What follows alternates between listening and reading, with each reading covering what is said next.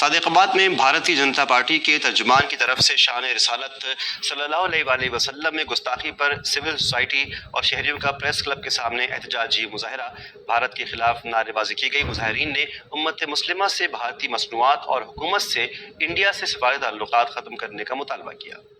صادقآباد میں بھارتیہ جنتا پارٹی کے ترجمان کی شان رسالت صلی اللہ علیہ وآلہ وسلم میں گستاخی پر سول سوسائٹی کا پریس کلب کے سامنے احتجاجی مظاہرہ کیا گیا، جس میں شہریوں اور بچوں کی کثیر تعداد نے شرکت کی۔ مظاہرین نے ہاتھوں میں مختلف نعروں کے اندراج والے پلے کارڈز اٹھا رکھے تھے۔ مظاہرین کا کہنا تھا کہ ایک بار پھر انڈین سرکار نے ہمارے دلوں کو دکھی کر دیا ہے، اور اس بار کسی عام شخص کا کام نہیں ہے، یہ ان کے وزراء کا کام ہے۔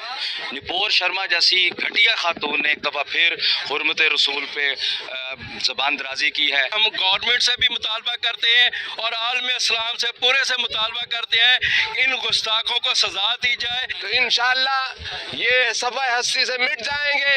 لیکن نام محمد جس کا ذکر قرآن نے فرمایا ورفعنا لک ذکرک، جس کا ذکر اللہ نے اونچا کیا ہے، کہ ہم اپنی زندگی میں اپنی جانوں پر، اپنے مالوں پر، اپنے اولادوں پر، اپنے ہر چیز پر ظلم و ستم برداشت کر سکتے ہیں، لیکن اپنے آقا اور مولا کی عزت اور شان میں ایک لفظ بھی برداشت نہیں کر سکتے۔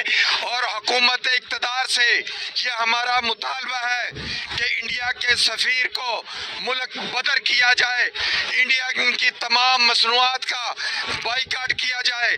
جب سے یہ مودی سرکار کی حکومت آئی ہے تب سے آئے روز مسلمانوں پر ظلم و ستم ہو رہے ہیں۔ آج انہوں نے ظلم کی انتہا کر دی کہ ہمارے کریم آقا صلی اللہ علیہ وسلم کی شان میں گستاخی کر دی۔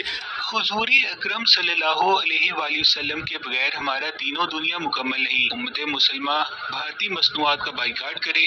اس موقع پر مظاہرین نے انڈیا کے خلاف خوب نعرے بازی کی۔ کیمرامین معین کے ساتھ شان اختر، صادقآباد اختر۔ دنیا پور میں صوبائی اسمبلی کے حلقے پی 224 کا ضمنی الیکشن